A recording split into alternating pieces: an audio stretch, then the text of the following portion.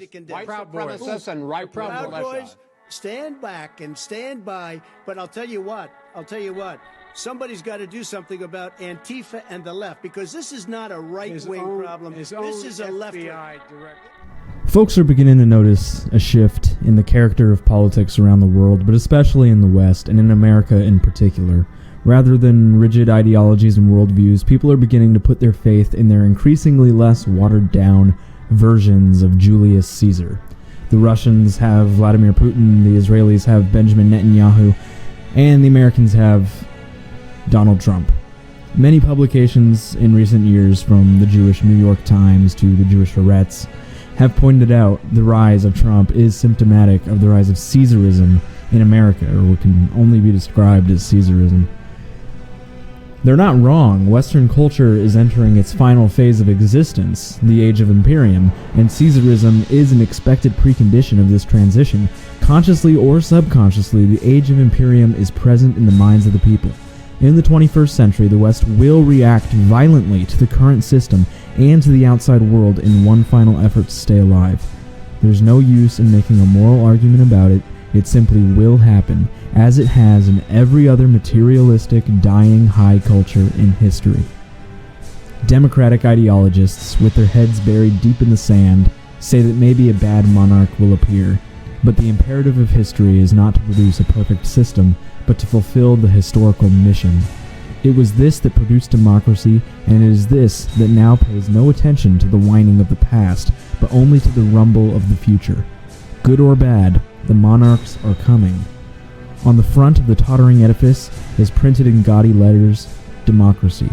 But behind it is seen to be a cash till, and the banker sits, running his hand through the money that was the blood of the Western nations. He looks up in terror as the sound of marching feet is heard. Francis Parker Yockey, Imperium. Trump is not the next Caesar, for reasons I made abundantly clear in my article, How Trump Could But Won't Still Win. But there are moments in which he has purposely, like the RNC speech in 2016, or accidentally played that role very well. The latter is most likely the case in this most recent event. During his debate last night with Biden, Trump was asked to denounce the Proud Boys. In a brilliant show of clumsy mouth muscle movements, Trump said, "Proud Boys, stand back and stand by." After which he went on to state that, "I'll tell you what, somebody's got to do something about Antifa and the left. Stand by." What did he mean by this? The Proud Boys spent no time debating the meaning, and instead chose to interpret it as a sort of yellow light preceding an imminent call to action. The implication being that if Trump gave the word, Proud Boys would commence in giving based and red-pilled beatdowns to the most undesirable of leftists, namely communists and radical progressives. There's no precedent in recent memory of right-wing groups explicitly or implicitly declaring a willingness to carry out extrajudicial punishment not on behalf of the Constitution or the American dream, but on behalf of a man.